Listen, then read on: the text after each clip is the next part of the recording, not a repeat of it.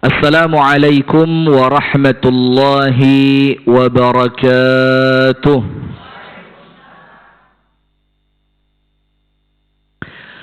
Bismillahirrahmanirrahim.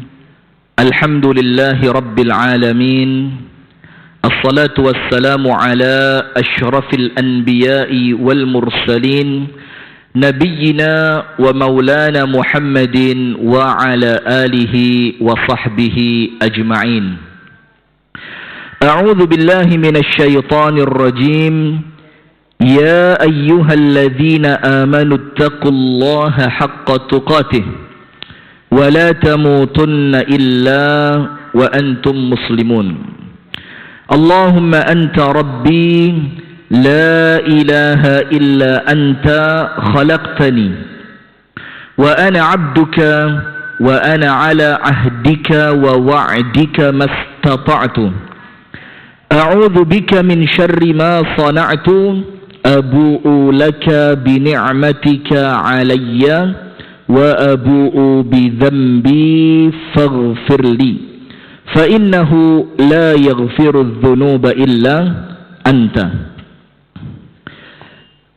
Allahumma inna nas'aluka ilman nafi'an wa na'udzu bika min ilmin la yanfa'. Allahumma 'allimna ma yanfa'una wanfa'na bima 'allamtana wa zidna ilman wa hudan wa taufiqan, amin ya rabbal alamin. Ibu-ibu sekalian, sebelum kita mulai, tidak tahu saya apa nama majelis taklimnya. Majelis taklim apa ini namanya? Tidak punya nama? Masya Allah. Apa kita resmikan namanya sekarang? Apa nama majelis taklimnya? Kajian Muslimah Masjid An-Nur, Antasan Kecil Barat, Banjarmasin, Kalimantan Selatan. Betul? Alhamdulillah. Puji dan syukur alhamdulillah kita haturkan kepada Allah atas limpahan nikmat yang Allah karuniakan kepada kita,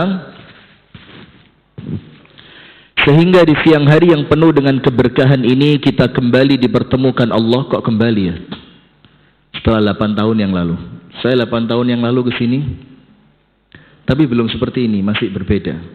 Sekarang alhamdulillah kita dipertemukan Allah dalam majelis yang mulia ini dalam rangka meningkatkan iman kepada Allah, dalam rangka meningkatkan takwa kepada Allah lewat ilmu.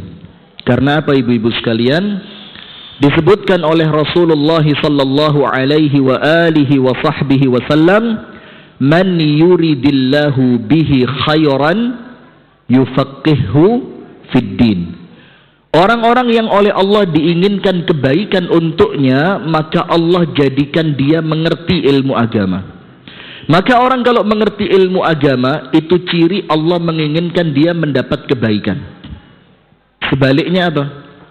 Berarti apabila ada perempuan, ada laki-laki, ada siapapun yang tidak gemar duduk di majelis ta'lim, dia tidak senang mencari ilmu, dia tidak senang mendengarkan ilmu, dia tidak senang membaca ilmu, itu ciri Allah memalingkan dia dari kebaikan.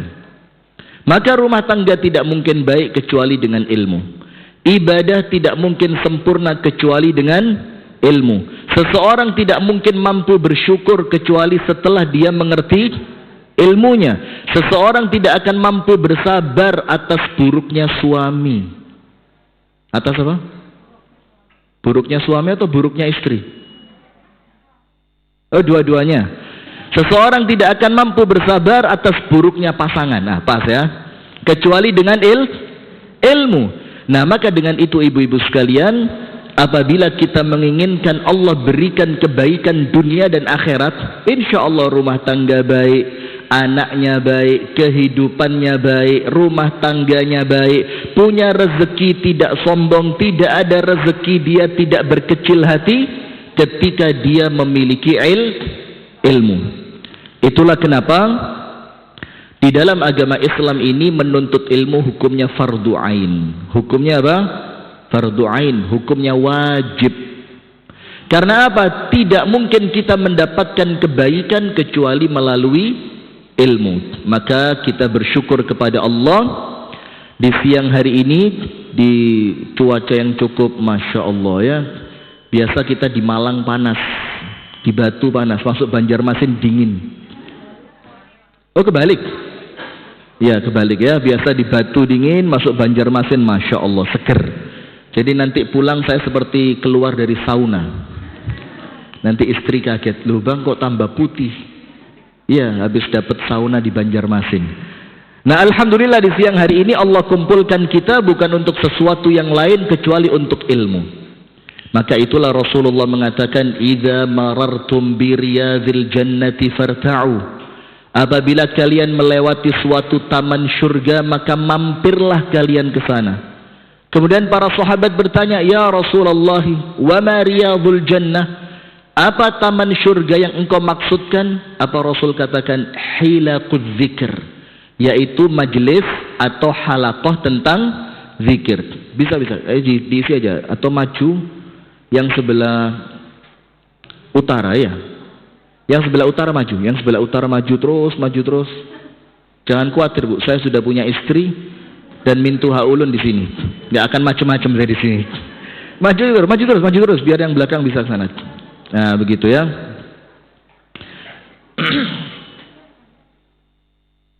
Ya, maka Rasulullah sallallahu alaihi wasallam mengingatkan, "Idza marartum bi riyadil jannati farta'u."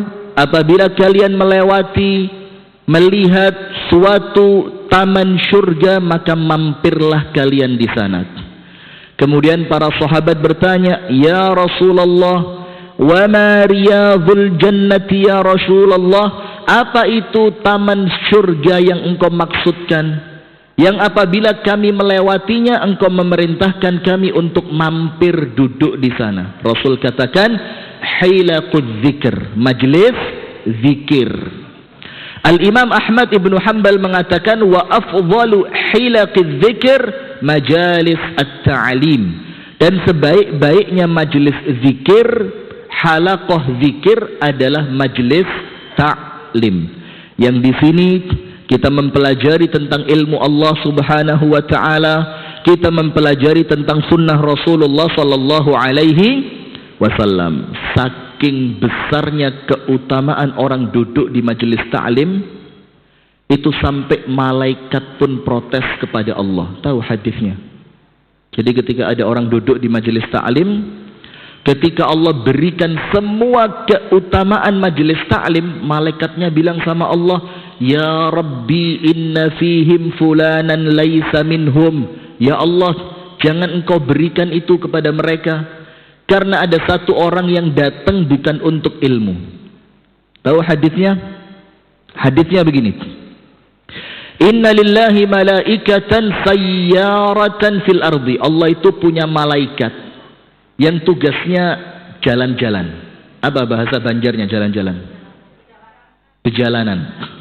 Jalan-jalan terus itu malaikat. Tiap hari tugasnya itu. Tugasnya apa? Jalan-jalan. Tapi ketika malaikat itu berjalan, dia berjalan bukan untuk sesuatu yang remeh. Yaltamisuna ahla zikr. Dia ketika berjalan, yang dia cari adalah orang-orang yang berjalan menuju majelis ilmu. Wa idza wajadu qauman qalu halummu ila hajatikum. Apabila mereka mendapati suatu kaum yang akan duduk di majelis ta'lim, berangkat keluar rumah mau ke masjid untuk mencari ilmu, malaikatnya bilang apa? Ayo cepat bersegeralah, karena kalian akan mendapatkan kebaikan. Singkat cerita, ketika mereka sudah duduk di majelis ta'lim itu, Allah katakan kepada para malaikatnya, wahai malaikat, mereka minta apa? Malaikat mengatakan mereka meminta surga. Apa Allah katakan? Beri surga untuk mereka. Kemudian Allah tanya sama malaikat, apa yang mereka takutkan? Malaikat menjawab, mereka takut masuk ke dalam api neraka. Allah katakan, selamatkan mereka dari neraka.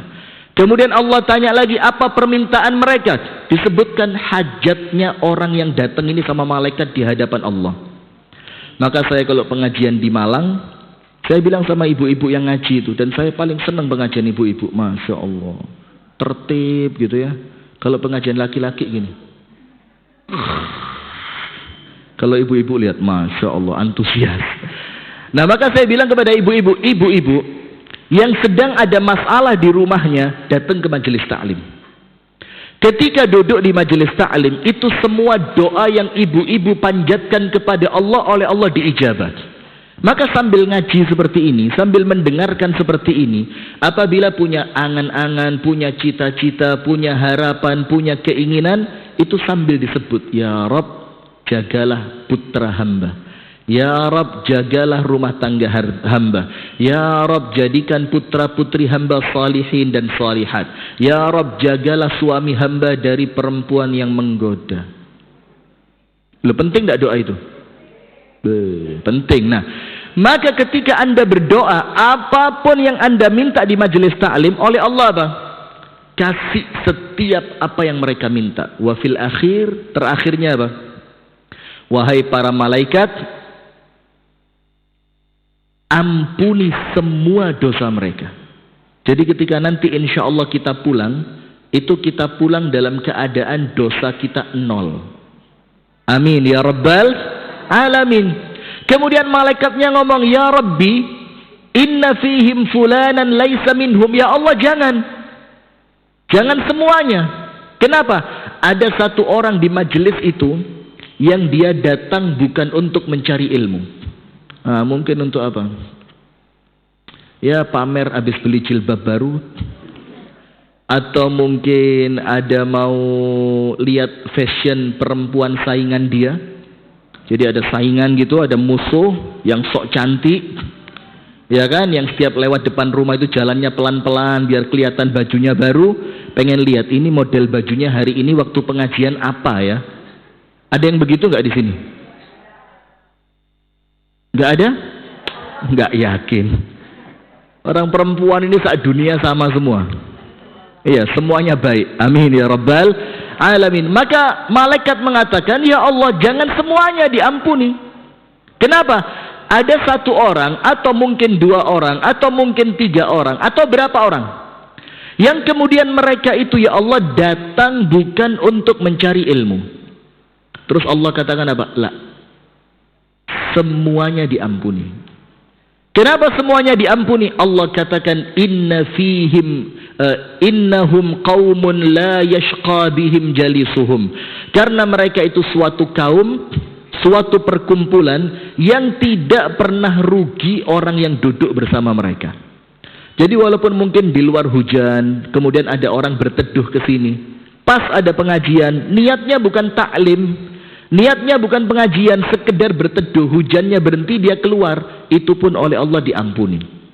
Nah, maka saking besarnya keutamaan majelis ta'lim itu, maka tidak semua orang oleh Allah diberi kesempatan. Ada orang yang badannya sehat, tapi dia punya kesibukan yang menghalangi dia bisa datang. Ada yang badannya sakit, ada orang yang badannya sehat tapi sibuk, tidak bisa datang. Ada orang yang kemudian dia tidak punya kesibukan tapi sakit, yang keterlaluan sehat, tidak punya kesibukan tapi tidak mau datang. Maka itu ciri orang yang oleh Allah tidak diinginkan kebaikan untuknya. Na'udzubillah min zalik. Kemudian berikutnya salawat beriring salam semoga tercurahkan dan terlimpahkan kepada uswah kita, suri tauladan kita dan kekasih kita bersama, Nabi besar, Nabi agung, An-Nabi Muhammad sallallahu alaihi wasallam, beserta seluruh keluarganya, beserta seluruh istrinya, beserta seluruh sahabatnya, dan seluruh di antara umat dan pengikutnya yang setia menjalankan sunnah, menjalankan tuntunan dan menjalankan ajarannya ila yaumil qiyamah. Ibu-ibu yang belum mandi tolong di luar aja ya, ini menghangatkan suasana ini. Hadirin sekalian, pemirsa Madani TV dimanapun anda berada, dan pendengar radio dakwah syariah Solo 101,4 FM dimanapun anda berada, di siang hari ini insya Allah secara singkat saja kita akan menyampaikan materi jalan surga seorang wanita. Jadi bagaimana kemudian seorang wanita itu meniti jalan, yang jalan itu akan mengantarkan dia masuk ke dalam surga. Dan insya Allah semuanya ini ahli surga ini. Amin ya rabbal alamin. Insya Allah semuanya merupakan ahli surga. Yang pertama, ibu-ibu sekalian, ketika kita berbicara tentang jalan surga seorang wanita, ini mesti yang repot apa? Yang dibawakan oleh penceramah itu adalah hadis yang menunjukkan bahwasannya penghuni neraka terbanyak siapa? Ngaku ya. Penghuni neraka terbanyak siapa? Coba yang keras. Gak usah malu-malu, perempuan, ngaku ya. Coba Anda merasa enggak, kenapa kok saya ini menjadi penghuni neraka terbanyak, kenapa? Kufur nikmat kepada suami, mulutnya kenapa? Ada, lambe titik-titik gitu ya. Terus apa lagi? Suka ghibah, Masya Allah, kok nampaknya pengen curhat ya. Suka ghibah, suka menggunjing, membicarakan keburukan orang lain. Apalagi coba? Suka memfitnah. Masya Allah, ini curhat semua sekarang. Alhamdulillah. Ayo lanjutkan. Apa curhatan yang lain? Oh, banyak. Tapi hati-hati. Apabila hadis yang menunjukkan perempuan itu adalah penghuni neraka terbanyak, maka tinggal dibalik saja. Artinya dibalik apa? Dicari amal apa yang menyebabkan perempuan masuk neraka, itu Anda ambil kebalikannya, maka insya Allah Anda dapat surga. Nah sekarang kita baca hadisnya.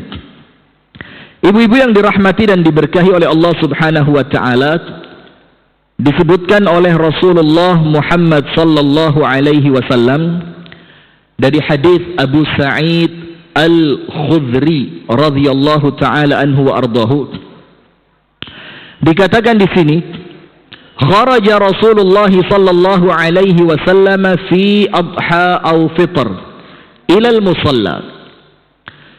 Rasulullah Muhammad sallallahu alaihi wasallam keluar untuk salat, entah itu Idul Fitri atau Idul Adha. Famarra 'alan nisa, maka kemudian Rasulullah melewati di tempat sholatnya perempuan. Jadi kan terpisah antara laki dan perempuan. Setelah Rasulullah lewat di sana, faqala, maka Rasulullah mengatakan, ya ma'syaran nisa, wahai para wanita, wahai para perempuan. Ini menunjukkan bagaimana agama Islam itu adalah agama yang sangat perhatian pada urusan perempuan. Sampai ibu-ibu lihat tak? Karena Allah tahu perempuan itu capek, maka ada istirahat ibadah, betul tak? Ada istirahat ibadah.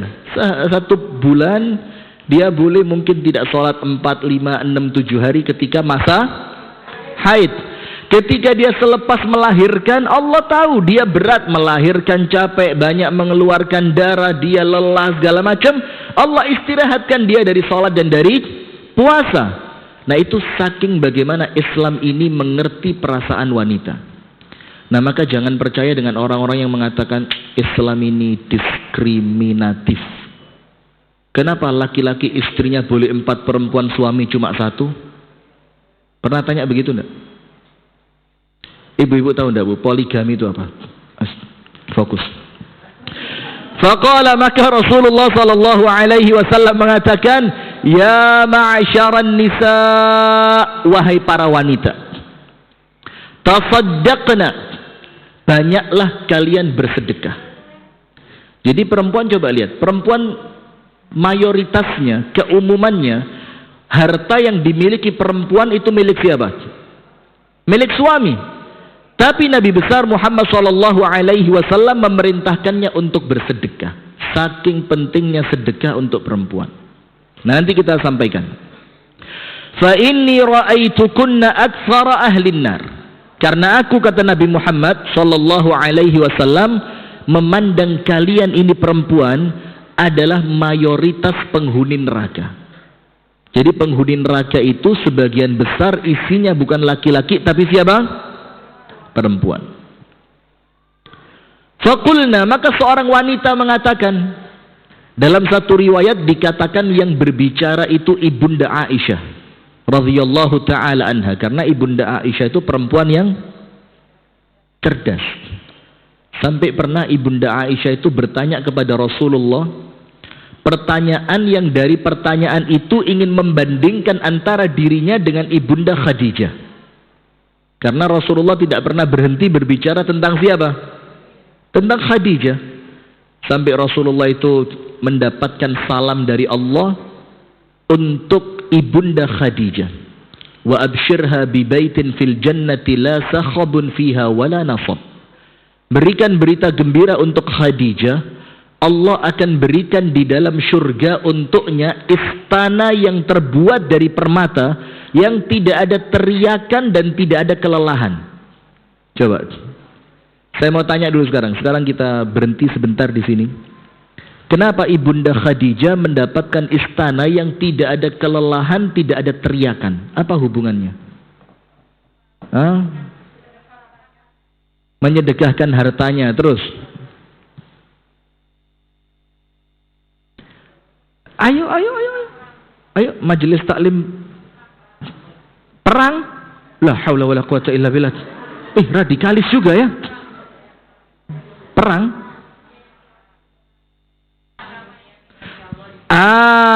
Itu jawabannya disebutkan oleh para ulama. Kenapa Allah berikan rumah yang tidak melelahkan di surga? Karena lelahnya sudah habis di dunia.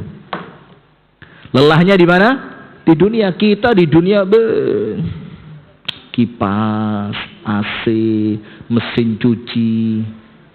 Sekarang pun nggak pakai masak, pesan online.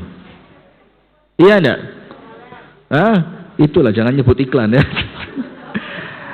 Kenapa? Malas. Apa bahasa Banjarnya? Kemoler. Moler. Koler. Koler. Allahu Akbar. Sudahlah, itulah intinya itu ya, malas. Nah sudah, yang kedua, tidak ada teriakan.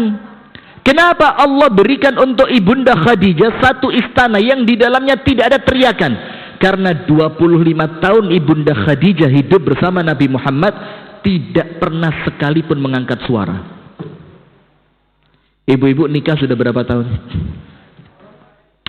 Berapa tahun? Udah lawas ay. Sudah berapa kali teriak di depan suami? Berapa kali teriak di depan suami? Sehari berapa kali? Sehari 3 kali? Alhamdulillah.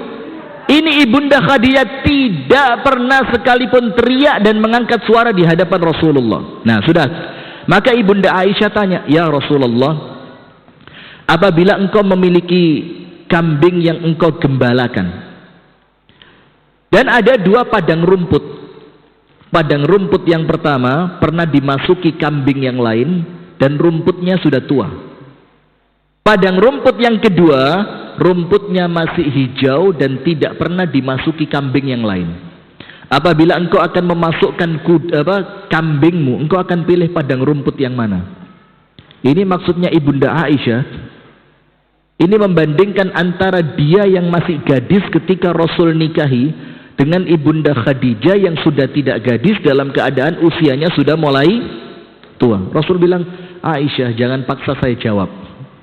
Karena Rasulullah ngerti ini acaranya mau bandingin antara dia dan Khadijah. Nah sudah, maka dikatakan oleh seorang perempuan ketika Rasulullah mengatakan, aku melihat kalian adalah penghuni neraka yang paling banyak. Faqulna bima ya Rasulullah, apa sebab yang menjadikan kami ini penghuni neraka yang terbanyak?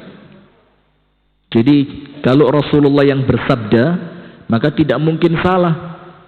Wa ma yantiqu 'anil hawa in huwa illa wahyun yuha. Semuanya wahyu. As-sadiqul masduq, yang omongannya benar dan dibenarkan oleh Allah. Yang pertama, Rasulullah sallallahu alaihi wasallam mengatakan perempuan itu menjadi penghuni neraka karena apa? Tukthirnal la'an. Karena kalian banyak mencela.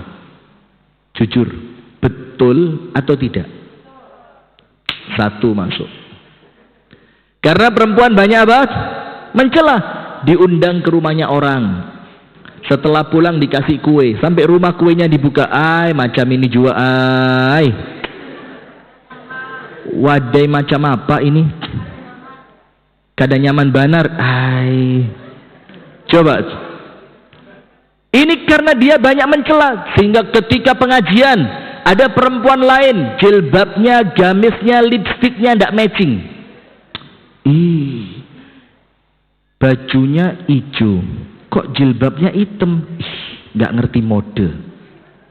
Ada lagi perempuan yang lain lewat, Masya Allah, perempuan ini mukanya pucat, dia nggak pakai make up. Dibilang, suaminya miskin, nggak bisa beliin make up. Lihat mukanya pucat, nggak bisa beli bedak dingin. Bedak dingin kan?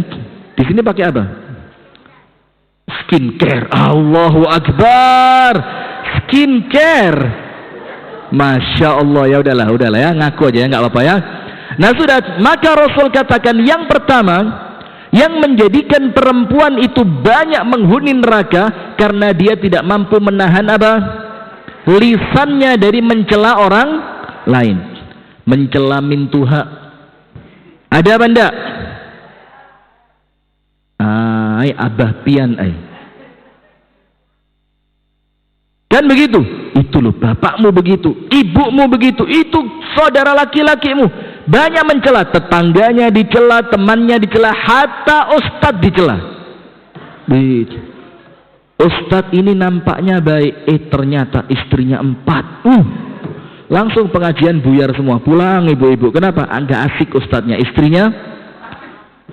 Ada yang salah dengan ustadz yang istrinya 4? Coba dijawab. Fokus. Maka yang pertama Rasul katakan tukfirna la'an, karena perempuan itu banyak mencela. Berarti ibu-ibu perhatikan. Sebab yang menjadikan perempuan banyak masuk neraka karena perempuan itu tidak pandai menjaga lisan dari mencela orang lain. Kemudian Rasul katakan wa takfurna al-ashira, dan perempuan itu adalah manusia yang paling kufur, paling lupa, tidak pandai mensyukuri nikmat yang Allah berikan lewat suami. Nikmat yang Allah beri kepada dia lewat siapa? Lewat suami. Dia tidak pandai mensyukuri, dia tidak pandai menerima, dia tidak pandai berterima kasih, dia tidak pandai berkhidmat kepada suaminya, dia tidak pandai menjalankan apa-apa yang mendatangkan ridha Allah lewat suaminya. Maka Rasul katakan takfurnal ashira, kalian itu para wanita banyak mengkufuri nikmat yang Allah berikan lewat suami. Ma ra'aitu min naqisatu aqlin wa dinin adhhab li lubbir rajulil hazim min ihdakun. Rasulullah mengatakan, saya tidak pernah lihat wanita-wanita yang kurang akal, naqisatu aql, akalnya tidak sempurna. Dan itu mohon maaf ya, tidak usah protes, dan memang begitu. Karena perempuan itu ketika berbicara lebih banyak perasaannya dibanding logikanya. Itulah kenapa anak-anak di waktu kecil dia lebih condong kepada ibunya dibanding kepada siapa? Bapaknya. Karena anak-anak waktu kecil dia butuh perasaan sayang dari ibunya. Disayang, dimanja, tidur ditemenin, segala macam. Karena itulah perasaan. Nah maka Rasul katakan, tidak pernah aku lihat perempuan yang kurang akalnya, kurang akalnya, wadinin, dan kurang agamanya, tapi mampu mengalahkan laki-laki kecuali kalian. Jadi bayangin, laki-laki ini Rasul katakan orang yang kuat, akalnya sempurna, cara berpikirnya dewasa, tapi kalah dengan perempuan yang akalnya tidak sempurna, yang agamanya kurang. Mau tahu buktinya? Ibu-ibu tahu Fir'aun? Tahu Fir'aun? Siapa Fir'aun? RT berapa? RT 9. La hawla wa la quwata illa billah. Fir'aun itu laki-laki paling bengis di zamannya, betul tidak? Sampai dia itu ketika membunuh, yang dibunuh bukan orang dewasa, yang dibunuh bayi. Dan bukan cuma satu, semua sak negeri Mesir. Siapapun di antara bayi laki-laki yang lahir dari kalangan Bani Israel maka harus dibunuh. Saking sombongnya Fir'aun sampai dia mengatakan, ana rabbukumul a'la, aku Tuhan kalian yang paling tinggi. Tapi Fir'aun sekeras itu, ibu-ibu tahu kalahnya dengan siapa? Istrinya, Asia. Ketika Asia mendapati bayi Nabi Musa kecil, dan oleh penjaga itu diberikan kepada Asia. Ketika mereka nemu kotak, dibuka kotaknya, ternyata isinya apa? Bayi. Sementara Asia ini ibu-ibu perempuan mandul. Nah, saya mau tanya sama ibu-ibu sekarang, yang bisa jawab dapat hadiah umroh, insya Allah. Bagi yang mampu ya. Kalau nggak mampu, insya Allah sampai mampu nanti. Sudah begini, ini Asia perempuan mandul, dia tidak bisa hamil dan tidak mungkin punya anak. Tapi kemudian ada cerita tentang tukang sisir putri Raja Fir'aun. Ini dari istri yang mana ini? Loh, Asia mandul, Fir'aun kawin lari gitu. Bagaimana bu? Ini istrinya Fir'aun, Asia mandul. Kok bisa ada cerita Masyitoh? Tahu Masyitoh? Tukang sisir putri Raja Fir'aun. Nah, itu anak dari siapa? Ayo umroh. Ayo silakan. Dari siapa? Nggak tahu. Dari siapa? Dari Nabi Musa. Loh. Pertanyaannya begini. Pertanyaannya kan istrinya Fir'aun mandul. Iya, jawabannya Nabi Musa begitu.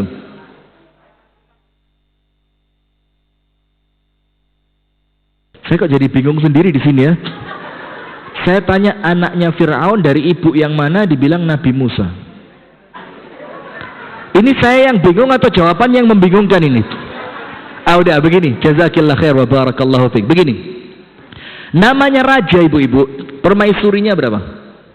1. Permaisuri 1, ratunya 1. Tapi dia punya selir berapa?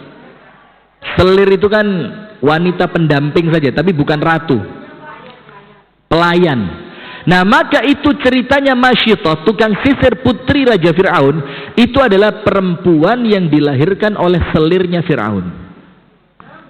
Nah, tapi Asia tidak punya anak. Maka ketika Asia itu mendapati bayi Musa masih kecil, dan ibu-ibu tahu sifatnya Nabi Musa itu hitam. Ini bukan menghina Nabi ya, tapi memang perawakannya seperti itu. Asmar itu kulitnya hitam, rambutnya keriting kecil-kecil. Dalam keadaan masih kecil, bayi baru lahir, maka menggemaskan luar biasa. Ketika bayi itu diberikan kepada Asia, dalam keadaan Asia sudah lama tidak punya anak dan dia kepingin punya anak, maka jiwa keibuannya muncul. Dibilang, ini anak jangan sampai dibunuh sama Fir'aun ini, karena dia laki-laki dan memang nampak ini anak dari Bani Israel. Maka Asia bilang apa? La taqtuluhu asa an yanfa'ana aw nattakhidahu walada. Fir'aun yang satu ini jangan dibunuh. Mudah-mudahan anak ini membawa manfaat untuk kita, dan kalau perlu kita angkat menjadi anak angkat. Apa kata Fir'aun? Ini ketika si istri yang ngomong, Fir'aun tidak bisa nolak. Coba. Apa kata Fir'aun? Imma laki fana'am wa imma li fala hajata li alai. Kalau untuk kamu ambil aja. PN. Ngerti PN? Ambil aja kalau buat kamu. Tapi saya, kata Fir'aun, sedikit pun tidak butuh pada anak kecil ini. Nah, maka hati-hati ibu-ibu. Karena Fir'aun dari awal sudah suudzon kepada Nabi Musa. Dia sudah tidak berbaik sangka kepada Nabi Musa. Dia tidak mengatakan sesuatu yang baik tentang Nabi Musa. Sekarang saya mau tanya, mendatangkan manfaat atau tidak Musa untuk Fir'aun? Tidak. Kenapa? Dari awal dia mengatakan, ini anak saya tidak butuh. Maka ibu-ibu pengajian juga begitu. Siapapun yang mengisi pengajian, kalau baru masuk sudah nggak bagus, ya udah sampai pulang nggak dapat apa-apa. Kenapa? Karena mulai awal sudah dimasukkan ke dalam pola pikirnya sesuatu yang akan menghalangi Anda dari mendapatkan faedah ilmu. Sementara sebaliknya, tahu Raja Mesir di zaman Nabi Yusuf, ya kan? Nabi Yusuf dibuang dari rumahnya, dimasukkan ke dalam sumur, diambil oleh orang, kemudian dijual dengan harga yang murah. Setelah dijual, dibeli sama siapa? Raja Mesir kan? Terus Raja Mesir bilang apa sama istrinya? Akrimi maswahu asa an yanfa'ana aw nattakhidhahu walada. Istriku, anak yang kita beli ini tolong dimuliakan. Kasih tempat yang baik buat anak ini. Kenapa? Mudah-mudahan dia mendatangkan manfaat untuk kita. Sekarang saya mau tanya, Nabi Yusuf bermanfaat tidak untuk Mesir? Bermanfaat. Karena kemampuan Nabi Yusuf menafsirkan mimpi raja, akhirnya Mesir terselamatkan dari masa kekeringan, paceklik segala macam, tidak ada makanan kan? Nah, maka apa yang Anda dapatkan beberapa waktu kemudian tergantung apa yang Anda fikirkan sekarang. Faham ibu-ibu?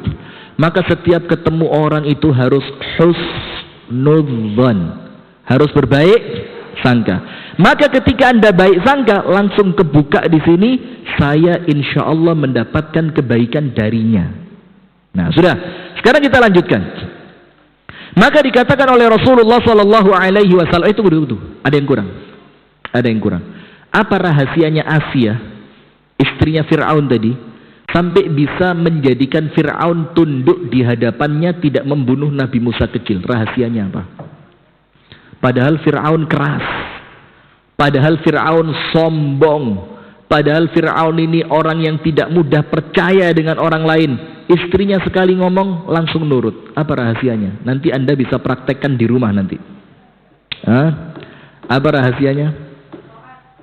Taat. Kemudian cantik. Bungas. Apa hubungannya bunga sama? Masya Allah.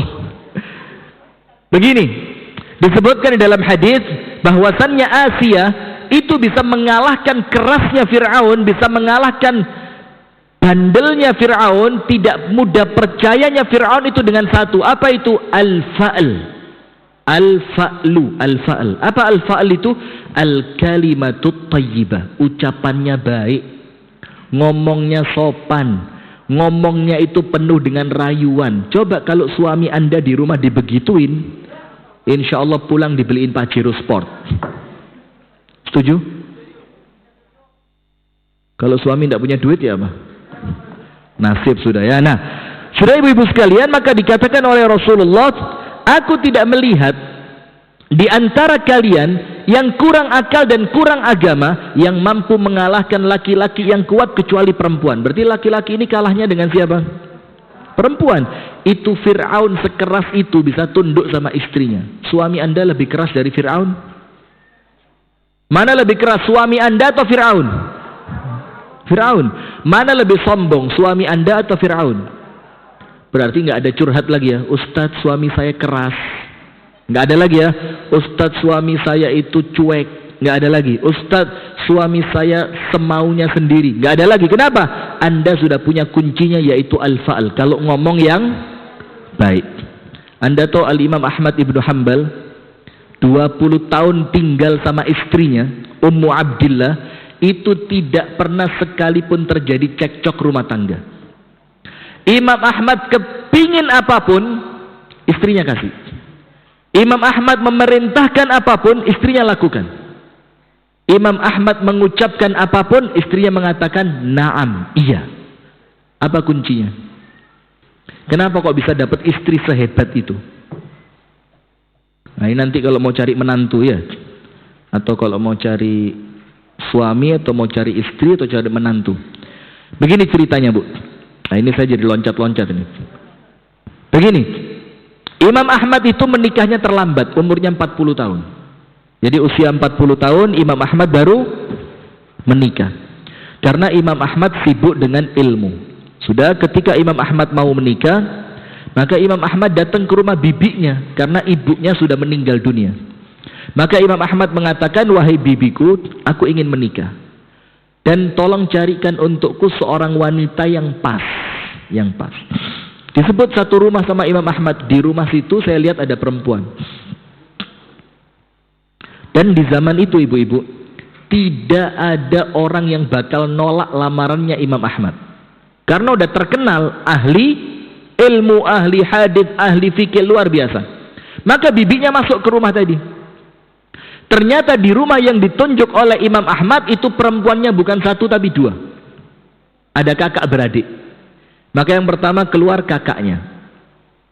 Ketika si kakak keluar, cantik jelita. Semua sifat cantiknya perempuan dia punya. Rambutnya, hidungnya, kulitnya, bibirnya, semuanyaan lah ya. Semuanya cantik sudah. Tidak usah disebutin udah ya, matanya, semuanya cantik. Glowing, Allahu Akbar. Banjarmasin, ya Allah, glowing. Hasil bedak dingin ya.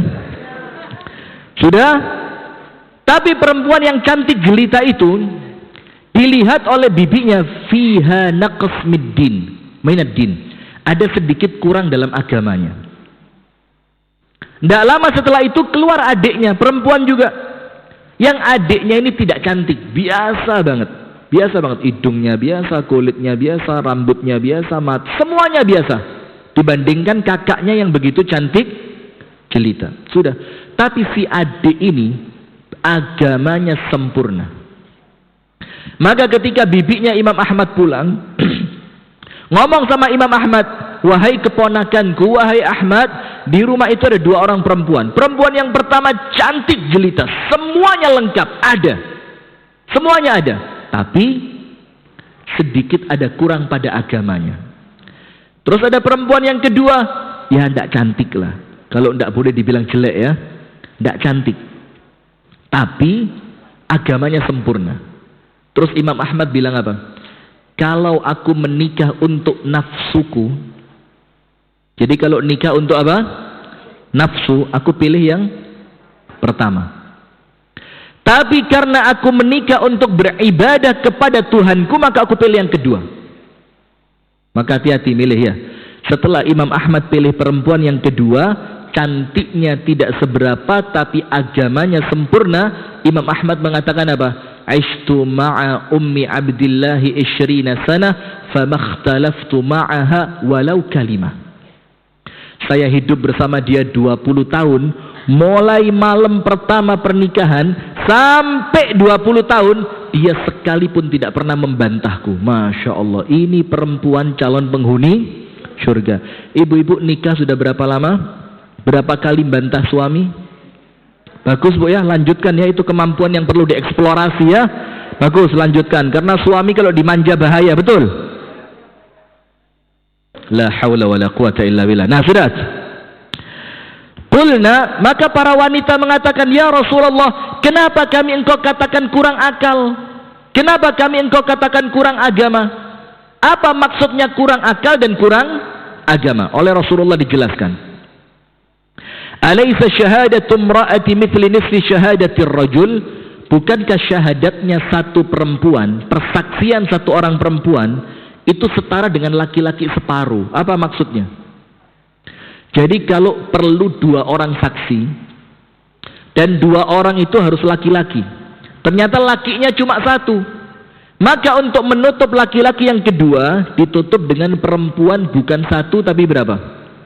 2. Kenapa perempuan itu kalau bersaksi harus 2, tidak cukup 1? Kenapa? Rasul bilang karena akalnya kurang. Perempuan itu kalau ngomong, dia butuh teman. Perempuan itu kalau ngomong butuh apa? Teman. Dia datang ke rumahnya orang cerita panjang. Terus yang diajak cerita nggak percaya. Apa yang terjadi? Bukankah begitu? Kamu kan tahu kan?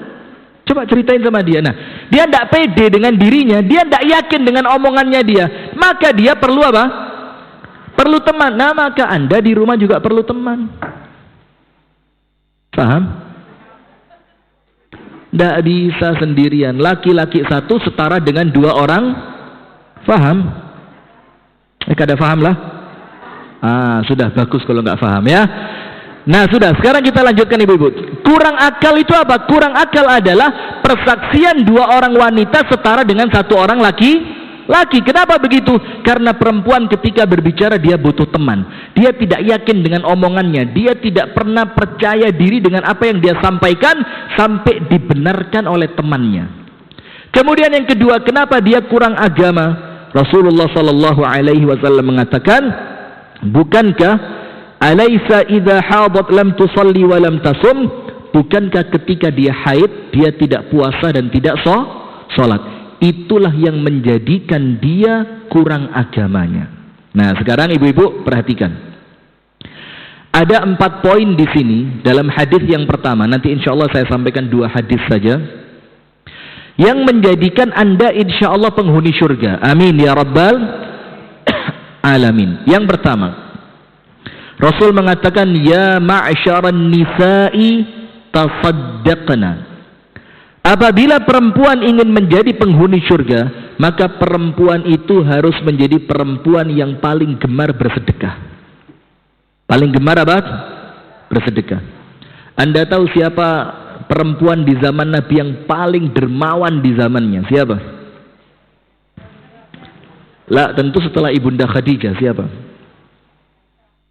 Kakak beradik Asma dan Aisyah. Dua-duanya putrinya siapa? Putrinya Abu Bakar. Sekarang kalau kita mau tahu, itulah yang namanya hasab. Namanya apa, Bu? Hasab. Ibu-ibu tahu enggak? Ada hasab, ada nasab. Ada hasab, ada nasab. Bedanya apa? Nasab itu keturunan. Kalau hasab,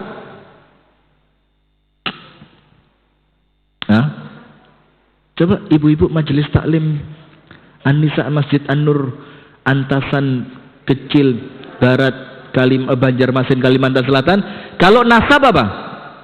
Nasab itu bin, Rifki bin itu namanya apa? Nasab. Kalau hasab apa? Apa? Kisah-kisah.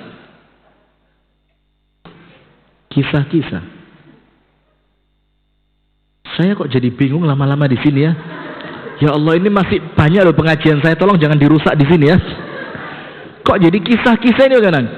Hasab itu kalau kami di Jawa bilangnya begini, bibit leluhur. Bukan sekedar anaknya siapa, kakeknya siapa, buyutnya siapa, tapi apa? Ini orang keturunannya keluarga seperti apa? Itu namanya hasab. Misalkan begini, darah biru. Atau ini keturunan keluarga orang yang alim. Ini keturunan keluarga ahli ibadah. Nah, maka begitu. Maka ketika seorang perempuan akan dilamar untuk dinikahi, Rasul bilang karena 4 perkara kan? Karena cantiknya, karena hartanya, karena hasabnya, dan karena agamanya. Nah, Rasul bilang bukan nasab, tapi apa? Hasab. Lihat, di garis keturunan calon istrimu itu ada ndak keturunannya orang baik? Karena kalau ada garisnya orang baik, insya Allah tetap akan turun ke sana. Nah, sekarang Asma binti Abi Bakar dan Aisyah binti Abi Bakar radhiyallahu taala anhum ajma'in, bapaknya itu yang namanya Abu Bakar dermawan apa tidak? Abu Bakar dermawan apa tidak? Dermawan. Sampai ketika dia bersedekah itu bukan separuh dari hartanya, semua. Maka kedermawanan Abu Bakar itu menurun kepada siapa? Putrinya Asma dan Aisyah. Dua-duanya dermawan, tapi dermawannya berbeda. Asma itu uangnya dikumpulkan sedikit, ketika sudah banyak baru disedekahkan ke orang lain. Itu Asma, tapi tetap sedekah. Kalau Anda jangan milih yang model begitu, karena kalau Anda kumpulkan sedikit, ketika banyak tidak jadi sedekah, jadi skincare. Sayang, banyak juga ini ya. Kalau disedekain kok kayaknya sayang ini. Nah, kalau Anda pilih yang kedua aja ya. terus walaupun 2.000 rupiah, tapi istiqomah setahun sekali. Ikhlas? Sedikit itu ciri orang tidak ikhlas. Jangan bilang sedikit tapi ikhlas. Loh, sedikit itu ciri orang tidak. Kalau ikhlas gak mungkin sedikit. Ikhlas itu berbagi apa yang kita punya. Lah, tapi sesuai kemampuan masing. Nah, sementara Ibunda Aisyah itu tidak pernah dikumpulkan, punya keluar, punya lagi disedekahkan, punya lagi dihadiahkan, punya lagi diberikan orang lain. Sampai Ibunda Aisyah itu tidak jarang, tidak tahu nanti malam mau buka puasa pakai apa. Menjelang adzan maghrib itu makanan di rumahnya disedekahkan untuk orang lain. Sampai pembantunya marah. Ya sayyidati, tuhlikina nafsaki. Engkau ini menghancurkan dirimu sendiri. Ini maghrib tinggal sebentar lagi. Ini bakal makanan untuk kamu buka puasa. Kenapa engkau berikan kepada dia? Apa kata Ibunda Aisyah? Kamu gak ngingetin sih. Coba tadi kamu ingatkan, saya akan sisakan sebagian untuk saya. Subhanallah, lihat. Nah, maka perempuan ini apabila dia ingin masuk surga, banyak sedekah. Kenapa? Rasul mengatakan, Ar-rajulu tahta dhilli sadaqatihi yaumal qiyamah. Seseorang itu akan di bawah naungan sedekahnya nanti di hari kiamat. Dibilang dalam hadis yang lain Rasulullah mengatakan apa? Ittaqun nar walau bisyikki tamrah. Hindarilah api neraka walaupun sekedar bersedekah separuh kurma. Separuh apa? Lah, bukan sekilo, enggak. Artinya apa? Karena Rasulullah tahu perempuan ini hartanya terbatas. Karena harta yang mereka miliki milik suami. Sehingga apapun yang Anda mampu untuk disedekahkan, sedekain. Kenapa? Ittaqun nar. Karena kalian ini besar kemungkinan masuk neraka. Maka sekecil apapun peluang untuk terhindar dari neraka, lakukan itu. Ittaqun nar. Sekecil apapun yang Anda mampu, hindari itu. Nah, maka begini. Baju di lemari banyak atau sedikit? Banyak. Semuanya kepake? Semuanya kepake? Ibu-ibu tahu enggak itu baju nanti di hari kiamat sama Allah bakal dihisap? Tahu bakal dihisap? Ini baju buat apa, dipakai berapa kali, dapatnya dari mana, dipakai kemana? Kalau itu di lemari, ternyata lebih banyak yang tidak kepake dibanding yang kepake. Nanti di hari kiamat dipukulin sama malaikat. Kenapa enggak dilipat? Dirapiin, dicuci yang bersih, di laundry, disetrika, rapi, bungkus pakai plastik, kasihin orang yang perlu. Itulah sedekah buat ibu-ibu. Atau sedekah yang lain. Ketika mau datang ke pengajian, naik motor. Naik apa? Motor. Dan kemudian Anda lewat salah satu rumah perempuan yang lain. Anda mampir ke rumahnya. Ayo, saya mau datang ke pengajian, mau nggak bareng sama saya? Nggak punya jilbab. Saya ambilin di rumah, saya kasih jilbab. Malu, ndak punya gamis. Saya ambilin di rumah gamis, kamu pakai, mulai hari ini ngaji bareng saya. Itu sedekahnya perempuan. Nah, kemudian apabila Anda menginginkan masuk surga, maka kunci yang pertama banyak apa? Sedekah. Sudahlah, perempuan ini pokok bismillah sudah, sedekah aja, sedekah aja. Terus dapat duit sedekah, dapat duit sedekah. Jangan takut miskin. Tidak ada cerita orang rajin sedekah itu jatuh miskin. Tidak ada ceritanya. Ibu-ibu tahu Abdurrahman bin Auf, saking kepingin miskinnya, dia itu membeli kurma busuk yang tidak mungkin laku dijual. Jadi semua hartanya Abdurrahman bin Auf itu digunakan untuk membeli kurma busuk.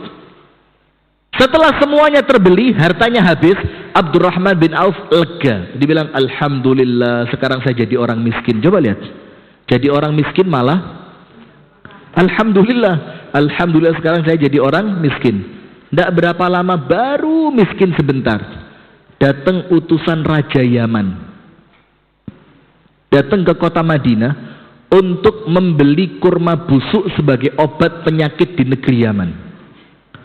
Datang kepada Abdurrahman bin Auf, kami butuh kurma busuk. Maka kurma busuk milikmu kami beli 10 kali lipat. Tidak jadi miskin, tambah kaya. Nah, coba orang Banjar begitu ya. Jadi punya rezeki sedekah, punya rezeki sedekah. Kenapa begitu?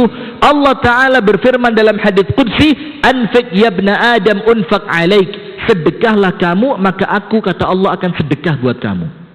Dan Allah itu ibu-ibu, idza a'ta adhash. Apa artinya? Allah itu ketika memberi, pemberiannya itu mengagetkan. Pemberiannya Allah itu apa? Mengagetkan. Nah, maka itu yang pertama. Yang kedua, apabila ibu-ibu ingin meniti jalan menuju surga, maka dikatakan oleh Rasulullah sallallahu alaihi wasallam, sebab masuk nerakanya banyak melaknat, banyak mencela. Berarti cara yang kedua, hifdzul lisan. Apa hifdzul lisan?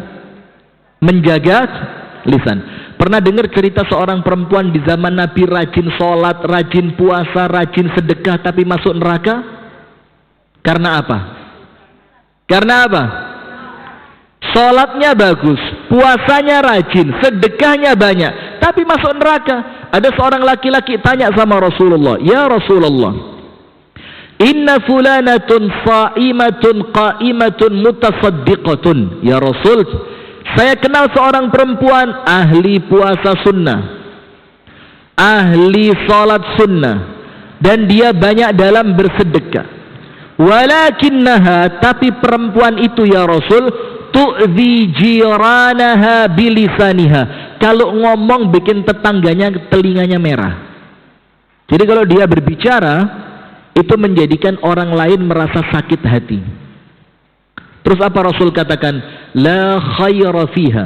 Perempuan model begitu tidak ada baiknya sama sekali.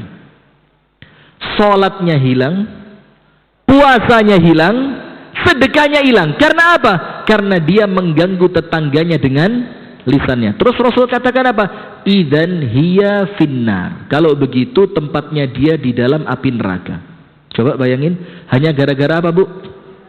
Lisan. Ibu-ibu tahu hadis dari Abu Umamah Al-Bahili. Abu Umamah Al-Bahili itu salah seorang sahabat Nabi. Abu Umamah itu bilang begini, Bu. Nanti di hari kiamat ada manusia itu yang ketika diberikan catatan amalannya disebut sama Allah, siapa namanya? Misalkan siapa nama di sini yang siapa? Lia, Radhiyah, katakan Fajar. Fajar itu yang belakang pakai baju hitam itu, yang mulai ngantuk-ngantuk itu. Allah bilang, Fajar, ya Allah Fajar, itu namamu, nama saya ya Allah, itu fotomu, foto saya ya Allah, itu alamat kamu, alamat saya ya Allah. Itu catatan buku amalanmu, pegang. Dibuka sama Fajar. Kemudian Fajar mengatakan apa? Ya Rabbi, hadza laisa kitabi. Ya Allah, ini salah, ini bukan buku saya. Ini bukan rapot dari amalan saya. Kenapa? Fajar bilang, ya Allah, saya hajinya 4 kali. Di sini nggak tertulis haji. Ya Allah, saya umroh setahun 3 kali. Dan saya umroh itu sampai 30 tahun. Berarti 90 kali. Di sini umroh sekali pun nggak tertulis. Ya Allah, saya ini suka memberi buka puasa kepada orang-orang di Masjid An-Nur. Buka puasa, menunya kambing guling. Kambingnya hilang, tinggal gulingnya. Nah sudah, ini kok nggak ada tulisannya di sini. Apa Allah jawab buat orang tersebut? Itu buku kamu, itu catatan amal kamu, dan hajimu yang 4 kali diambil oleh orang yang pernah engkau sakiti dengan lisanmu. Jadi pahalanya diambil orang lain. Kemudian umrahmu yang 90 kali itu diambil si fulan 10, diambil si fulan 20, diambil si fulan 5. Kenapa? Karena engkau pernah menggunjingnya, ngerasani itu ghibah. Apa bahasa Banjarnya? Nyambati, menyambati, suka menyambati orang. Nah, karena apa? Suka ngerasani orang, suka menghibah orang lain, maka pahala umrohmu habis. Kemudian lagi, ya Allah, buka puasa bersama mana? Allah bilang, buka puasa bersama pahalanya diambil ustadz karena kamu menyambati ustadz. Alhamdulillah. Akhirnya pahalanya habis gara-gara apa? Lisan. Maka dengan itu ibu-ibu, pantas kalau banyak orang masuk neraka gara-gara lisannya. Sementara ada orang lain Allah kasih buku catatan amalnya. Allah tanya, namanya siapa? Rifki, ya Allah. Oh ya, ini foto kamu. Iya ya Allah, foto saya. Alamatmu betul ya Allah. Ya udah, ini catatan amal kamu. Dikasih sama Allah buku buat saya, namanya Rifki. Saya buka. Loh kok ngerti bahasa Jawa? La haula. Saya ini kesini latihan bahasa Banjar. Sampai sini ketemu orang Jawa terus. La haula wala quwata illa billah. Tidak manfaat ilmu saya belajar bahasa Banjar ya. Nah sudah ibu-ibu sekalian, saya bilang sama Allah, ya Rabbi, tastahzi'u bi. Ya Allah, engkau mempermainkan saya ya Allah, menghina saya. Kenapa? Ini saya tidak pernah haji, masa ditulis hajinya 10 kali? Saya tidak pernah umrohnya 90 kali. Saya tidak punya anak yatim, ini anak yatimnya 126 orang. Allah bilang, memang itu bukan amalan kamu, tapi Pak Haji Fulan menyambati kamu, maka pahala hajinya dia buat kamu. Ini Bu Haji Fulan menggunjing kamu, maka pahala hajinya Bu Hajah Fulana untuk kamu. Itu si laki-laki di negeri seberang itu membicarakan keburukanmu, akhirnya apa? Pahala umrohnya dia 30 kali buat kamu. Itu gara-gara lisan. Itulah sampai Rasul katakan apa bu? Man kana yu'minu billahi wal yaumil akhir falyaqul khairan aw liyasmut. Orang yang beriman kepada Allah dan beriman kepada hari akhir hendaknya berbicara yang baik, kalaupun tidak mampu lebih bagus apa? Sudah, diam aja, diam. Datang ke rumahnya orang, ngomong yang baik. Apa kabar? Kabar baik. Bagaimana kesehatannya? Alhamdulillah. Ada yang bisa saya bantu enggak? Kalau perlu nasihat saja. Ayo ya, kita ini sekarang hidup di zaman yang serba susah. Banyak-banyak sabar, banyak-banyak syukur, kuatin. Itu lebih bagus dibanding Anda datang ke rumahnya orang menyambati orang ketiga. Nah itu naik. Lakinya sudah kadak bulik 3 bulan.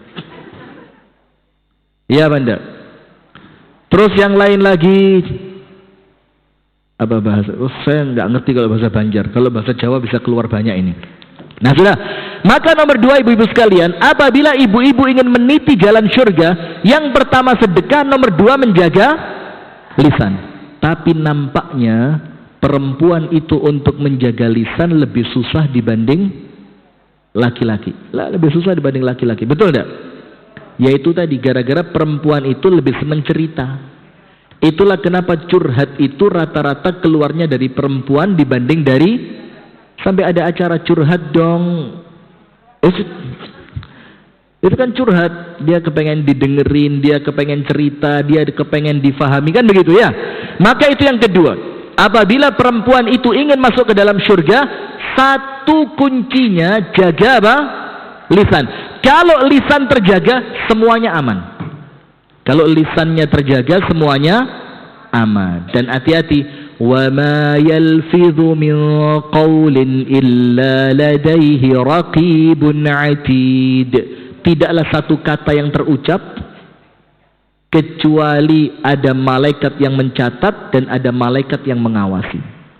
Jadi apa yang Anda ucapkan itu apa yang akan Anda tuai nanti di hari kiamat. Saya kasih satu cerita. Nampaknya bercanda tapi Allah hukum dengan hukuman serius. Mau tahu ceritanya? Begini. Ibu-ibu tahu Al-Imam Muhammad Ibn Sirin, Imamut Tabi'in, imamnya para tabi'in, kaya raya. Sampai ketika orang melihat Imam Muhammad Ibn Sirin, itu mereka tidak menyangka bahwa Muhammad Ibn Sirin bisa bangkrut. Tidak mungkin, ini kekayaannya abadi karena terlalu kaya.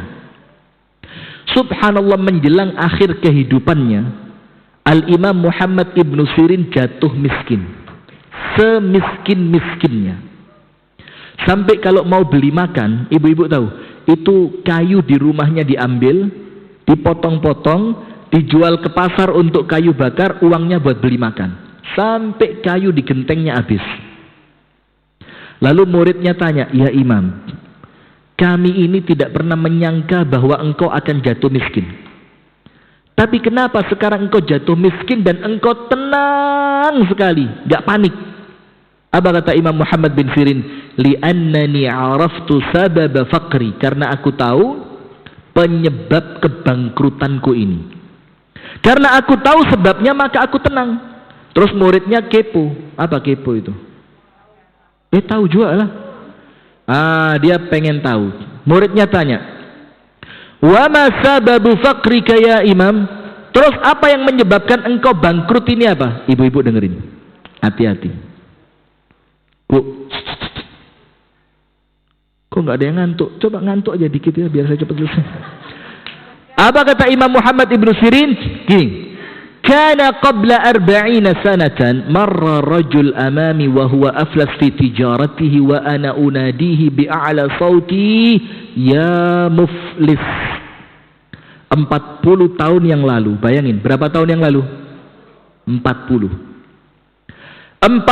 tahun yang lalu ada seorang laki-laki lewat di depan saya, dan laki-laki ini bangkrut di perdagangannya, dia rugi sehingga laki-laki itu jatuh miskin. Maka aku panggil dia dengan panggilan apa? Ya muflis, orang bangkrut sini.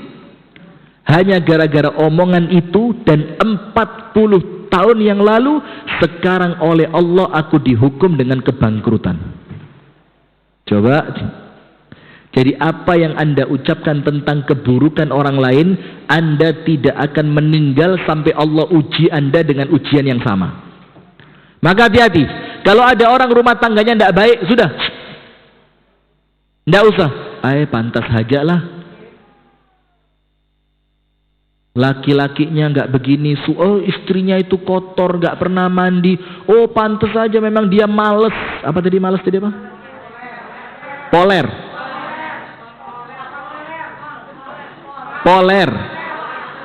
La haula wala quwata illa billah. Koler.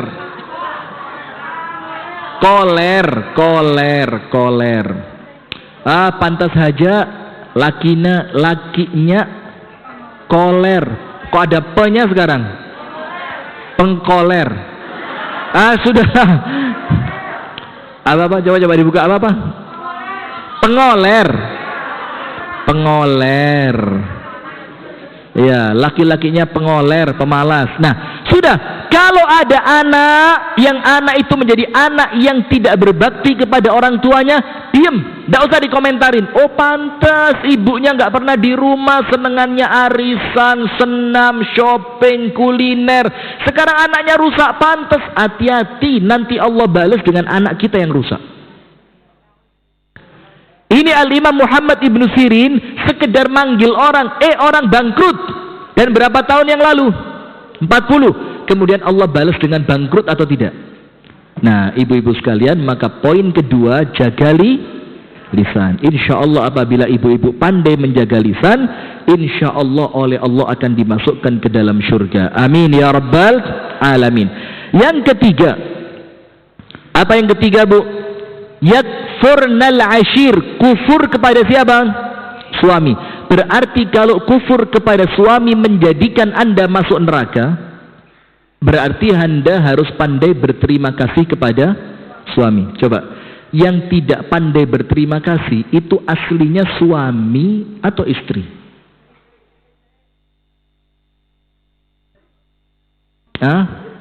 Suami atau istri yang jarang ngomong terima kasih?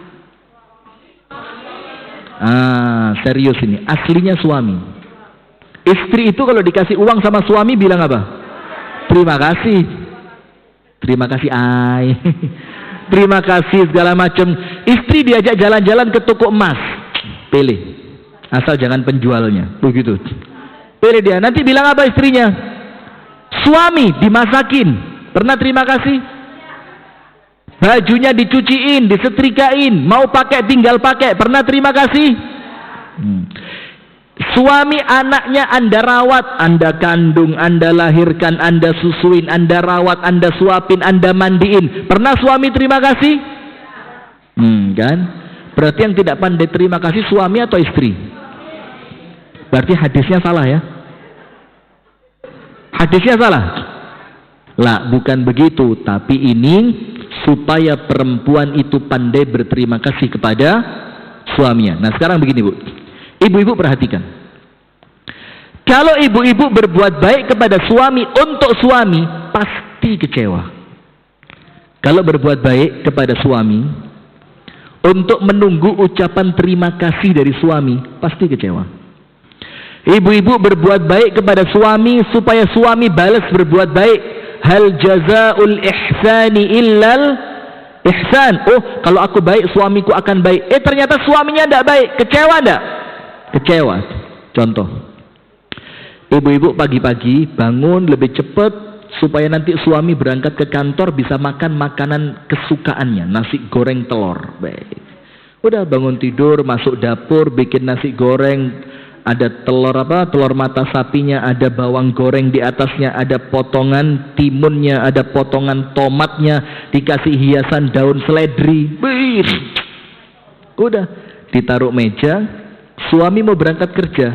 Ternyata apa yang ibu-ibu siapkan untuk suami, jangankan dimakan, dilirik tidak? Kecewa tidak? Kecewa apa tidak? Kecewa apa tidak? Berarti melakukannya bukan untuk Allah tapi untuk suami. Loh iya. Kalau ibu-ibu melakukannya untuk Allah, suami tidak makan, malah seneng. Alhamdulillah, pahala sampai, nasi goreng utuh. Iya enggak? Kalau melakukannya untuk siapa? Allah. Tapi kalau melakukannya untuk suami, ay muyak banar nih suami. Dibuatin nasi goreng, bangun lebih cepet, bangun tidur langsung masuk dapur bikin nasi goreng, ada telur mata sapi dikasih hiasan, ada timunnya, ada tomatnya, ada irisan daun seledrinya. Jangankan dimakan, dilirik tidak? Berarti kalau kecewa, itu ibu-ibu melakukannya bukan untuk Allah tapi untuk siapa? Suami. Dan siapapun yang melakukan sesuatu untuk manusia pasti kecewa. Tapi kalau melakukannya untuk Allah, suami nggak makan, seneng dong. Alhamdulillah, pahala sudah sampai, nasi goreng siapa yang makan? Makanya itulah kenapa perempuan Masya Allah seger-seger badannya ya. Karena anak makan nggak habis, yang ngabisin siapa? Ibunya. Suami makan nggak habis, yang ngabisin siapa? Istrinya. Nanti lagi ada makanan di dapur, ini kalau besok pasti rusak ini. Bagaimana? Apa yang dilakukan? Daripada mubazir, akhirnya apa? Masya Allah, sehat walafiat. Amin. Nah, maka ibu-ibu sekalian perhatikan, apabila ibu-ibu ingin masuk ke dalam surga, apapun yang suami berikan, ucapkan terima kasih. Jazakallahu khairan, terima kasih banyak, semoga Allah membalas kebaikanmu dengan kebaikan yang serupa. Atau malah begini, salah satu kunci rumah tangga yang baik itu qanaah. Apa? Qanaah itu apa? Qanaah itu apa? Merendah. La, qanaah, mensyukuri apa yang ada, merasa cukup, puas dengan apa yang Allah berikan. Terus apa lagi? Ya, qanaah kok sedekah, yang bujur hajab pian. Qanaah itu merasa cukup, merasa puas, ridho dengan apa yang Allah beri, tidak pernah merasa kurang, tidak pernah kecil hati karena pemberian Allah kepada orang lain lebih besar, lebih banyak. Itu qanaah. Nah, salah satu kunci bahagianya rumah tangga itu qanaah. Maka Rasul katakan apa? Perempuan terbaik itu perempuan Quraisy. Perempuan mana? Suku Quraisy. Kenapa mereka baik? Bukan karena sukunya, bukan karena Arabnya, tapi mereka baik karena sifat. Karena apa? Berarti perempuan antasan pun bisa menjadi perempuan terbaik apabila dia memiliki sifat yang sama. Sifatnya ada dua. Nomor satu, ar'ahu ahnahu ala tifl, kepada anak sangat perhatian. Tidak pernah anaknya dibiarin keleleran di pinggir jalan, tidak pernah anaknya dibiarin keluar rumah tanpa pakaian, tidak pernah dibiarin anaknya keluar rumah sebelum makan. Itu diperhatikan betul, kedisiplinannya, kebersihannya, kesehatannya, ibadahnya, pendidikannya, itu diperhatiin. Itu ciri perempuan yang baik. Yang kedua, wa ar'ahu ala zaujin zatu yadi, sama suami paling pengertian. Apa pengertian itu? Apa yang menjadikan istri itu menjadi istri terbaik ketika dia pengertian kepada suami? Apa arti pengertian, Bu? Faham apanya? Faham suami saya butuh istri lagi maka dicariin begitu? Masya Allah. Nah, maka pengertian kepada suami itu artinya apa? Dia tahu pemasukan suamiku berapa, maka menyesuaikan pengeluarannya. Nggak mungkin macam-macam. Mana mungkin suaminya kerjanya biasa minta tas branded. Ngerti tas branded orang Banjar, eh? Herpes, Hermes. Mana ada tas mahal Herpes ini? Astagfirullahaladzim.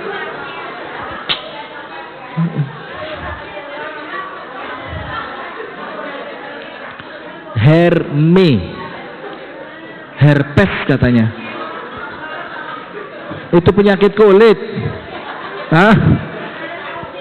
Sudah. Nah, maka ibu-ibu sekalian, pengertian kepada suami. Apa pengertian? Suamiku kerjanya capek, maka ketika dia di rumah tidak boleh terdengar bising anak-anak biar dia bisa istirahat. Itu pengertian. Suamiku ini sukanya makan ini, maka aku harus pintar memasak apa yang dia suka. Itu namanya pengertian. Suamiku ini orang yang terpandang di kampungku, maka aku tidak mungkin melakukan sesuatu yang menjatuhkan kehormatannya, kan begitu. Nah, maka ibu-ibu juga sama. Apabila ibu-ibu ingin menjadi penghuni surga yang banyak terima kasih kepada siapa? Suami. Yang terakhir, yang keempat, nomor 1 banyak sedekah, nomor 2 harus pandai menjaga lisan, nomor 3 banyak-banyak berterima kasih kepada suami. Ibu-ibu tahu enggak, salah satu kunci perempuan itu masuk surga itu di tangan suaminya. Tahu? Sampai ada perempuan di zaman Nabi Muhammad itu yang tidak menikah gara-gara apa?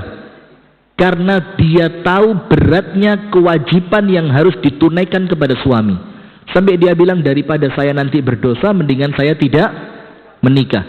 Bahkan apa Rasul katakan, perempuan ini ketika suaminya punya penyakit kulit, dan itu penyakit kulitnya sudah mengeluarkan nanah, darah yang warnanya putih itu, kemudian dia membersihkan nanah itu dengan lidahnya.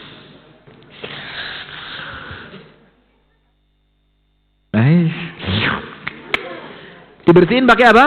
Lidahnya. Apa kata Rasulullah? Masih belum cukup dalam menunaikan haknya suami. Ya kan? Nah, maka Rasulullah bilang, ayyuma imra'atin matat wa zawjuha anha radin dakhalatil jannah. Perempuan manapun, perempuan siapapun, ketika dia meninggal dunia dalam keadaan suami ridho sama dia, maka Allah bukakan semua pintu surga. Maka itu saya ngomong sama istri saya, jangan sampai lupa menjelang tidur minta ridho saya. Maka kalau kita pas keluar pulau begini, keluar kota begini, telepon kalau malam, bang maafin ya, bang ridho ya sama aku. Kenapa? Kalau sudah semua selesai, tutup, tidur. Kalaupun besok tidak bangun, insya Allah masuk surga. Maka salah satu ciri perempuan yang terbaik itu apa? Perempuan yang ketika dibikin marah oleh suaminya, dia yang datang kepada suaminya minta maaf, padahal yang salah suami. Kenapa yang minta maaf bukan suami? Karena suami itu gengsi, suami itu kepala rumah tangga. Maka istri yang harus duluan datang. Terus istrinya ngomong apa? La azuku ghamdhan hatta tarda. Saya tidak akan guring sampai pian ridho lawan ulun. Nah, begitu, ngerti bahasanya. Ini bahasa Inggris British ini. Saya tidak akan tidur sampai kamu ridho kepada saya. Itu istri bilang gitu. Fatadha'u yadaha fi yadihi. Dia letakkan tangannya di atas tangan suaminya, kemudian dia ngomong apa? Saya tidak akan tidur sampai kamu ridho. Kenapa? Karena hati-hati, kalau sampai suami tidak ridho, sebesar apapun ibadah yang Anda lakukan tidak akan Allah terima. Ya, ngerti? Terakhir, yang keempat, Rasulullah sallallahu alaihi wasallam bersabda, kalian itu kurang akal, kurang agama. Perempuan itu kurang akal, kurang agama. Maka sekarang lihat bagaimana supaya kekurangan akal ini tidak merusak agama kita. Maka perempuan harus sering duduk di majelis ilmu untuk melengkapi apa? Akalnya, melengkapi ilmunya. Kurang agama karena apa? Karena setiap bulan dia tidak sholat, tidak puasa. Maka ketika anda sedang sholat, ketika anda sedang suci, maksimalkan ibadahnya. Tahu ibunda Imam Bukhari tidak pernah putus sholat tahajud tuhran au haidhan. Tidak pernah berhenti sholat tahajud baik suci ataupun haid. Ustaz, bagaimana sholat tahajud ketika haid? Bagaimana coba? Ibunya Imam Bukhari itu kalau dia suci, dia bangun mulai jam 12 malam sampai azan subuh, sholat tahajud. Kalau pas haid, apa yang dia lakukan? Tetap bangun jam 12 malam. Dia masuk ke kamar mandi, dia bersihkan dirinya, dia ganti pakaiannya, dia masuk ke tempat sholatnya, dan sholatnya diganti dengan zikir dan doa. Tetap dengan waktu yang sama, jam 12 sampai azan subuh. Coba kenapa? Karena dia ngerti kita ini perempuan yang oleh Allah tidak diizinkan sholat beberapa waktu dalam satu bulan. Maka ketika saya tidak sholat, saya harus menggantinya dengan ibadah-ibadah yang lain. Bas, selesai. Hadis yang pertama selesai. Berarti ibu-ibu tahu, ambil 4. Nomor 1, perempuan oleh Rasul disuruh banyak apa? Sedekah. Nomor 2, disuruh pandai-pandai menjaga lisan. Nomor 3, disuruh pandai bersyukur, berterima kasih, berkhidmat kepada.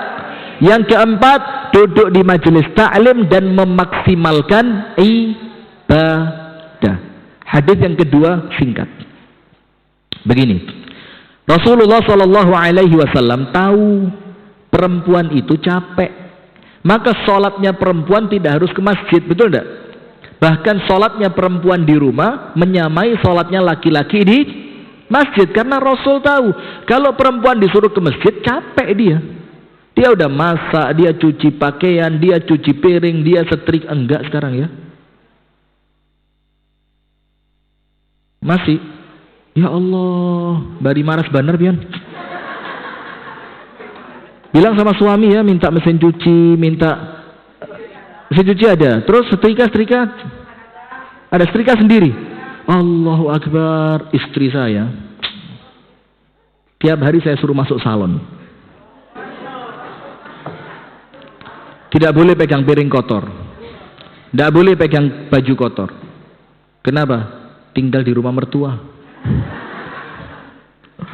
Sudah ibu-ibu sekalian, hadis yang kedua ini bagaimana Rasulullah memberikan kunci masuk surga untuk perempuan dengan cara termudah, cara yang paling simpel, paling gampang, paling ringan. Tapi ingat, jangan ditawar. Rasul mengatakan begini, idza shallatil mar'atu khamsaha, apabila perempuan sholat 5 waktu tertib. Anda tidak usah tambah sholat duha, tidak usah.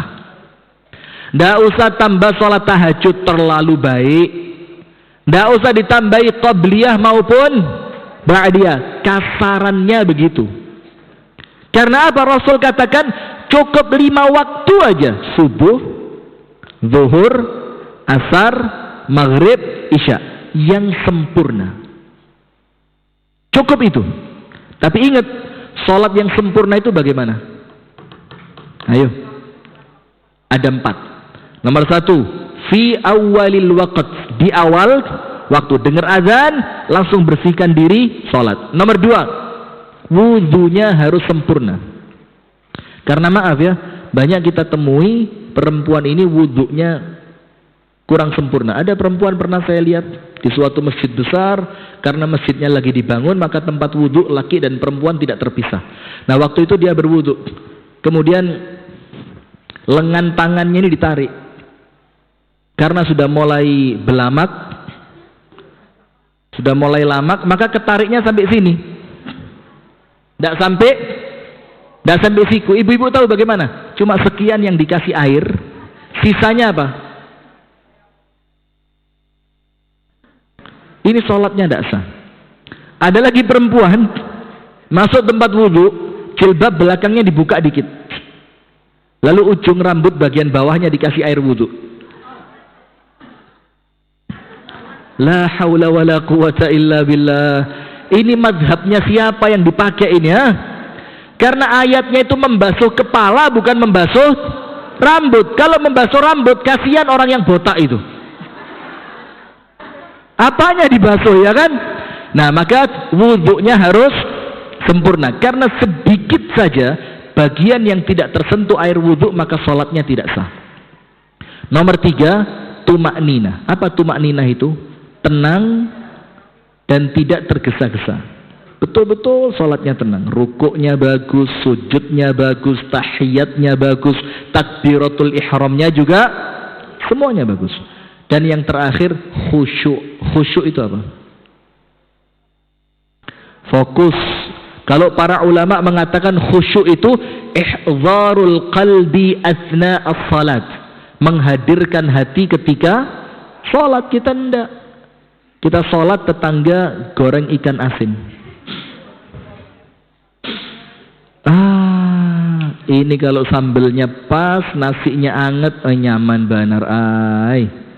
Sudah, akhirnya baru aroma ikan asin, udah nggak konsen. Kadang-kadang kita juga begitu, wudhu terus sholat. Ketika sholat kepikiran kompor sudah mati.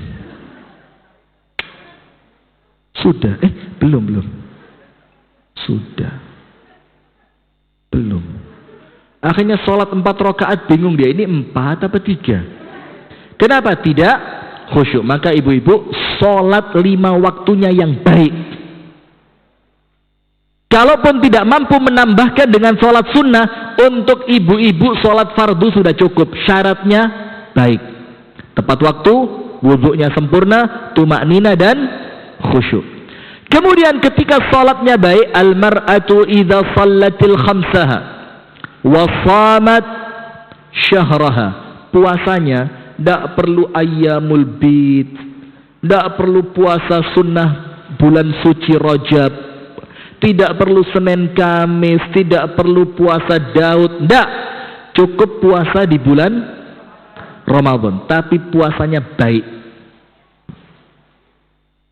Yang ketiga, wa hafizat farjaha, dia menjaga kehormatannya.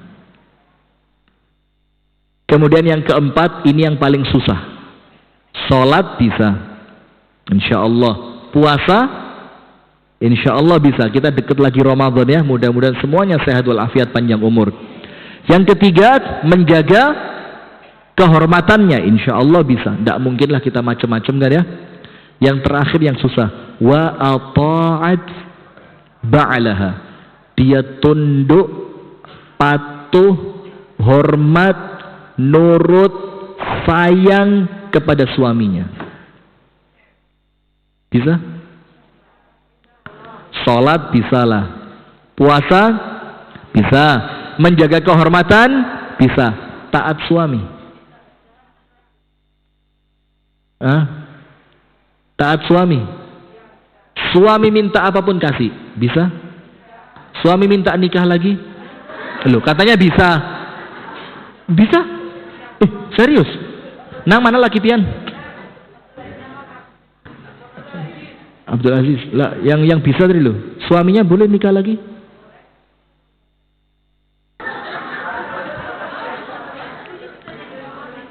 Ini ya. Suaminya yang mana? Suaminya yang mana? Suaminya. Nanti saya mau ke rumahnya, mau saya kasih tahu berita gembira. Bercanda. Sudah. Nah, maka dia senantiasa nurut sama suaminya, tidak pernah membantah suaminya. Suaminya kepingin apa? Siap. Suaminya minta apa? Iya. Suaminya mengatakan apapun, sami'na. Itu ciri perempuan yang bakal masuk ke dalam surga. Itu ciri perempuan yang bakal masuk surganya.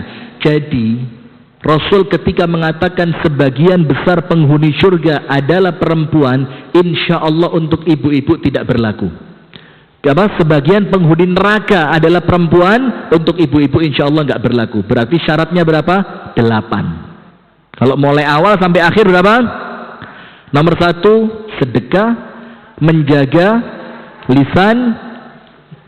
Yang ketiga, berterima kasih kepada suami, memaksimalkan ilmu dan ibadah, menjaga sholat, menjaga puasa di bulan Ramadan, menjaga kehormatan, dan yang paling penting untuk perempuan, wa ata'at ba'laha, dia begitu hormat, taat dan sayang kepada siapa?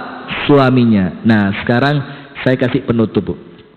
Saya mau tanya, kan rumah tangga itu macam-macam ya. Ada yang Allah kasih pasangan baik, alhamdulillah.